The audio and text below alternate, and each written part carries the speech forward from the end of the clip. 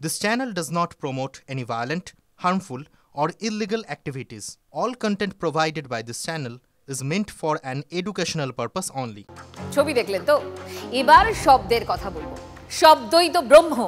আজ অভিষেক বন্দ্যোপাধ্যায় এমন কথা বলেছেন যা নিয়ে বিতর্ক একেবারে তুঙ্গে। বিষয় মেদিনীপুরে প্রসূতি মৃত্যু। অভিষেকের মুখে ফাঁসানোর তদন্ত, জটায়ু তদন্ত। কাকে বা কাদের নিশানা করলেন অভিষেক বন্দ্যোপাধ্যায়? মেদিনীপুর মেডিকেলে এক প্রসূতির মৃত্যু, 3 প্রসূতি এখনো সংকটে। ফলতায় সেবাশ্রয় কর্মসূচিতে গিয়ে এই প্রথম এই বিতর্ক নিয়ে মুখ খুললেন তৃণমূলের সর্বভারতীয় সাধারণ সম্পাদক অভিষেক বন্দ্যোপাধ্যায়। তদন্ত কমিটি গঠন করা হয়েছে এবং তদন্ত চলছে। যদি কারোর গাফিলতি এখানে পাওয়া যায় তার বিরুদ্ধে কঠোর থেকে কঠোরতম ব্যবস্থা নেওয়া হবে। কঠোর ব্যবস্থার কথা বলেই অভিষেক এমন কথা বলেছেন জানিয়ে বিতর্ক তুঙ্গে। আপনারা এটা দেখেছেন যে বিরোধী রাজনৈতিক দলের কাউকে ফাঁসাতে হবে। আমি সিবিআই এর অফিস থেকে বেরিয়ে একদিন বলেছিলাম যে জটায়ুর তদন্ত আগে থেকে ঠিক করে না এই লোকটাকে ফাঁসাতে হবে, তারপর তদন্ত প্রক্রিয়া শুরু হবে। ফাঁসানোর তদন্ত, জটায়ুর তদন্ত, কাকে নিশানা অভিষেকের? বিরোধীদের নাকি রাজ্য সরকারকে, নাকি নিজের দলের কাউকেই? সোমবার রাজ্যের তৈরি করে দেওয়া তদন্ত কমিটির সদস্য সৌমিত্র ঘোষ মন্তব্য করেন, ঘটনাটা তো একটা বিশেষ জায়গায় একটা বিশেষ রাত্রের মধ্যেই ঘটেছে, সেখানে কোনো হিউম্যান ফ্যাক্টর আছে কিনা সেটাও কিন্তু আমাদের খতিয়ে দেখার কথা বলা হয়েছে। খতিয়ে দেখার কথা বলা হয়েছে, এ যেন অর্ডার। সৌমিত্র ঘোষের এই বিতর্কিত মন্তব্যকেও ছাপিয়ে গিয়েছেন তৃণমূলের নেতা কুণাল ঘোষ।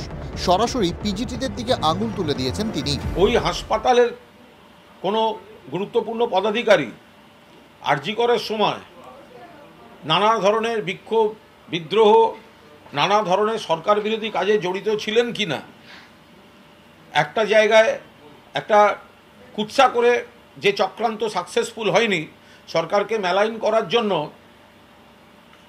কেউ কোনো চক্রান্ত করছেন কিনা সেগুলো তদন্তের মধ্যে নিশ্চিতভাবে। কাঁচা হাতে কাজ হয়েছে, সিনিয়ররা ছিলেন না।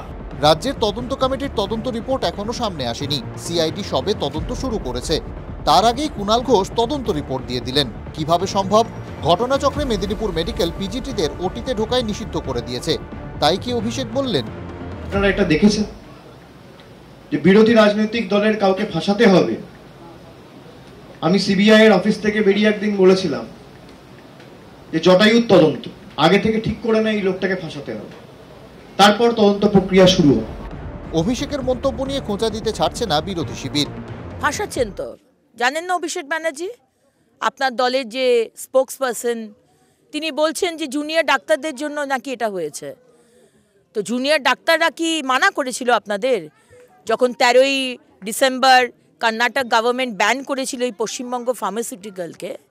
আপনারা অ্যাকশন নেননি কেন? আর আপনারা তাদের কাছ থেকে কাটমানি খান, সবাই জানে এটা। অভিষেক বন্দ্যোপাধ্যায় যেটাই বলছেন সেটা আমার ক্ষেত্রে প্রযোজ্য নয়, এবং অভিষেক বন্দ্যোপাধ্যায় আমাকে কিছু ইঙ্গিত করে বলেছেন বলে আমি একদম মনে করি না।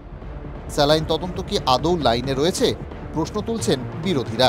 Bureau report, TV9 Bangla. আজ আবার স্বাস্থ্য ভবন অভিযানে গিয়েছিলেন বিরোধী দলনেতা শুভেন্দু অধিকারী। প্রসূতি মৃত্যুর তদন্ত নিয়ে রাজ্য সরকারকে নিশানা করলেন শুভেন্দু। আপনারা যে ইনভেস্টিগেশন করছেন, সিআইডি কে পাঠিয়েছেন আরজি করের মতো, এখানেও এভিডেন্স ডিস্ট্রয় করার জন্য পাঠিয়েছেন। এটা হেলথ কনকারেন্ট লিস্টে আছে। ড্রাগ কন্ট্রোল অথরিটির প্রতিনিধি এবং স্টেট গভর্নমেন্টের প্রতিনিধি থাকবে। আপনাদের মুখ্যমন্ত্রীকে বলুন, চিফ জাস্টিসকে, মুখ্য সচিবকে লিখতে, যাতে তারা একটা সিটিং জাজ প্রোভাইড করেন। আর সিআইডি যদি থাকে, ভারত সরকারকে লিখতে বলুন, সিবিআই যাতে তার অফিসার দেয়, সিট বানান। এটা লিড করুক একজন সিটিং জাজ, তার জন্য অনারেবল চিফ জাস্টিস ক্যালকাটা হাইকোর্টকে চিফ সেক্রেটারি লিখুক, এটা আমরা বলেছি। পশ্চিমবঙ্গ ফার্মাসিউটিক্যালসের স্যালাইনেই গোলমাল রয়েছে, আর আরো একবার সেটা বললেন, দাবি করলেন শুভেন্দু অধিকারী। অপারেশনের সঙ্গে নো রিলেশন। ডিমান্ড হচ্ছে এই ব্র্যান্ডের ওষুধ নিয়ে।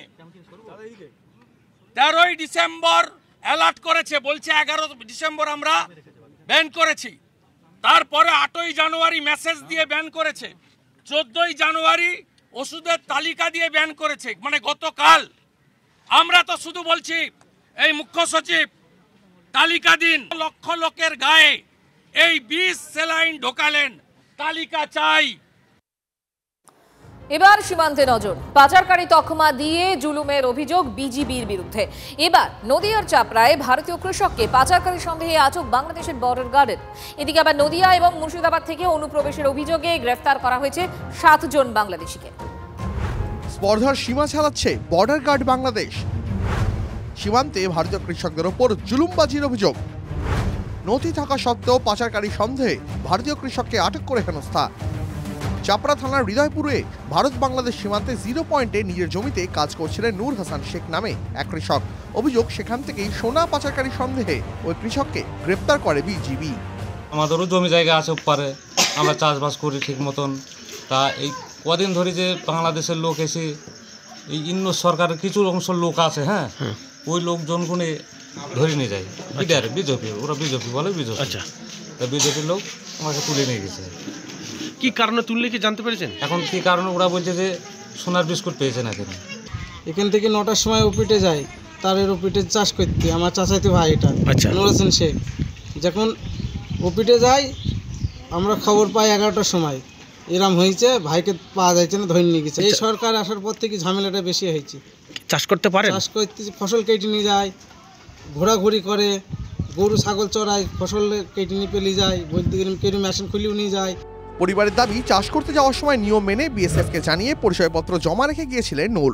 দুপুর গড়িয়ে গেলেও তিনি না ফেরায় শুরু হয় খোঁজ। পরে জানা যায় বর্ডার গার্ড অফ বাংলাদেশ নূর হোসেনকে আটক করেছে। আমার স্বামী চাষ কাজে গিয়েছিল, বিএসএফের কাছে ফটো জমা দিয়ে, তারপরে আমার স্বামীকে ভোট্টুর হয়ে থেকে ওখানকার বিএসএফ এসে তুলে নিয়ে যায়, তারপরে ওখানকার লোকেরাই আবার খবর দেয়। চাপড়া থানায় অভিযোগ দায়ের করে কৃষকের পরিবার। এদিকে অনুপ্রবেশের অভিযোগে নদিয়া ও মুর্শিদাবাদ থেকে জালে আরো 7 বাংলাদেশি। সূত্রের খবর, মঙ্গলবার রাতে লালগোলার ভবানীপুর মোড়ে 4 জনকে সন্দেহজনকভাবে ঘোরাঘুরি করতে দেখা যায়।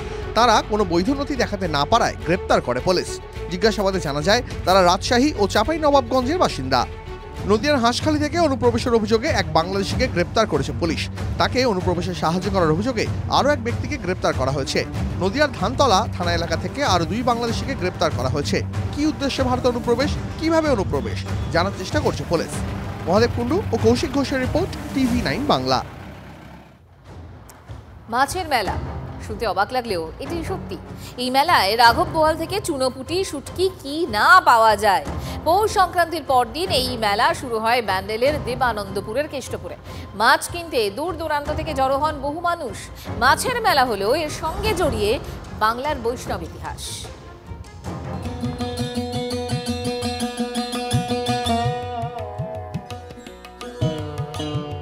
পুজো চলছে মন্দিরে, আর বাইরে সার সার মাছের পসরা সাজিয়ে বসেছেন দোকানিরা। 500 বছরের বেশি সময় ধরে মকর সংক্রান্তির পরদিন এটাই হুগলি দেবানন্দপুরের কেষ্টপুরের চেনা ছবি। রাঘব বোয়াল থেকে চুনো পুঁটি, রুই, কাতলা, ইলিশ, ভেটকি, ভোলা, শঙ্কর মাছ থেকে শুরু করে কাঁকড়া, সব ধরনের মাছ পাওয়া যায় মেলায়। কোয়ালিটি নিয়ে কোনো কথা হবে না। বাজার আশা করা যায় আমাদের অন্যান্য বার 11টা বাজে, এবার আশা করি 7টার মধ্যে বাড়ি যাবো। আর ভেটকি অরিজিনাল জিনিস, অরিজিনাল দাম। মাছ অনেক ধরনেরই দেখেছি, কিন্তু প্রত্যেকবার আমরা আসি কাতলা মাছটাই কিনি, তো এবারও কাতলাটাই কিনেছি। অনেক ধরনেরই মাছ দেখেছি। শুধু মাছ কেনাই নয়, একসঙ্গে হরেক রকম মাছ দেখতে পাওয়াটাও দেবানন্দপুরের মেলায় আসা মানুষের কাছে একটা বড় প্রাপ্তি। সার্ডিন, ভেটকি, পাবদা, চিংড়ি, এসব কিছু নতুন মাছও দেখেছি, আগে কোথাও দেখিনি। এখানে মাছ দেখার জন্য আসা মানে একসঙ্গে দেখা গেলে হয়তো এত দেখা যায়, কিন্তু একসঙ্গে এত মাছ এক জায়গায় দেখা যায় না। শোনা যায় প্রায় 550 বছর আগে গোবর্ধন গোস্বামীর ছেলে রঘুনাথ দাস গোস্বামী বাড়ি ফিরে আসায় এই মেলা শুরু হয়েছিল। ছেলের বাড়ি ফেরার আনন্দে বাবা গোবর্ধন গোস্বামী গ্রামের মানুষকে খাওয়ানোর সিদ্ধান্ত নেন, কিন্তু ভক্তরা অসময়ে কাঁচা আমের ঝোল ও ইলিশ মাছ খাওয়ার আবদার করে বসেন। জনশ্রুতি, এরপরই অলৌকিকভাবে গ্রামের পুকুরে পাওয়া যায় জোড়া ইলিশ। অসময়ের গাছ থেকে আমও পাওয়া যায়। শোনা যায় তারপর থেকেই প্রতি বছর ভক্তরা রাধা গোবিন্দ মন্দিরে পুজো দেওয়ার পাশাপাশি মাছের মেলার আয়োজন করেন।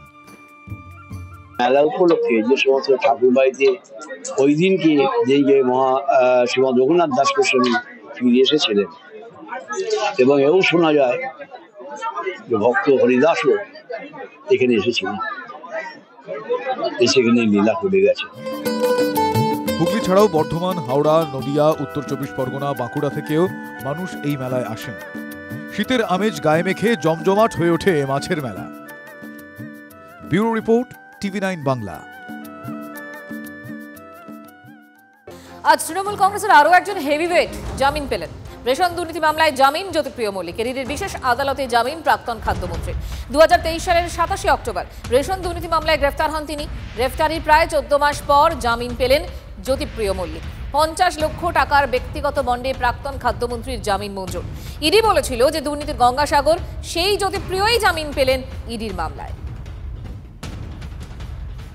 আমরা দেখছি প্রত্যেকটা তদন্তের ক্ষেত্রেই আদালত নির্দেশ দেওয়ার পরে তদন্ত স্লথ হয়ে যাচ্ছে। সচেতনভাবে প্রমাণ জোগাড় না করার জন্যে এই অপরাধীরা যারা আছে তারা সব ছাড়া পেয়ে যাচ্ছে। যাদেরকে নিরপেক্ষ তদন্তকারী সংস্থা বলা হচ্ছে তারাই বারে বারে প্রমাণ করছে তারা নিরপেক্ষ নয় এবং তারা কোথাও মিলিঝুলিয়ে একটা বন্দোবস্ত করে রেখেছে। একটা সময় এসছে যে সময় আদালতকেই এই ব্যাপারে সচেতন হতে হবে এবং আমি বলবো যে সময় এসছে যেখানে বিভিন্ন স্টেটের পুলিশের নিয়ে একটা সিট গঠন করে এই সব সিবিআই, ইডি এবং যেসব সংস্থা নিরপেক্ষ তদন্ত করতে পারছে না তাদের বিরুদ্ধে তদন্ত করতে হবে। জামিন দেয়া আমাদের কাজ না, কোর্টের কাজ, এবং কোর্টের রায়ের বিরুদ্ধে কোনো কিছু বলা জনপ্রতিনিধি বা কেন্দ্রীয় মন্ত্রী কোনো হিসাবে আমার কোনো অধিকার নেই। কিন্তু সুপ্রিম কোর্টের রিসেন্ট কিছু রায় এসেছে, তারপর আমরা দেখতে পাচ্ছি বেশ কিছু এই ধরনের দুর্নীতি মামলায় কিছু লোকের জামিন হয়ে যাচ্ছে। কিন্তু আমার বিশ্বাস বাংলার মানুষের দরবারে এই সমস্ত চোর জোচ্চল নেতারা তারা কোনো জামিন পাবেন না। তারা জনতার দরবারে গিয়ে বারবার প্রত্যাখ্যাত হবেন এবং জনতা এদেরকে অ্যাকসেপ্ট করবে না, রাজনীতিতে অ্যাকসেপ্ট করবে না। আদালত যখন জামিনের আবেদন মঞ্জুর করেছেন তাহলে আদালতও মনে করছেন যে তদন্তে অগ্রগতি নেই, আটকে রাখার প্রয়োজন নেই এবং আটকে রাখার জন্যই আটকে রাখা হচ্ছিল। এইটা আদালত কনভিন্সড হয়েছেন বলেই তো জামিনটা মঞ্জুর করেছেন। এর বাইরে এখানে কোনো রাজনৈতিক মন্তব্যের কোনো অবকাশ নেই।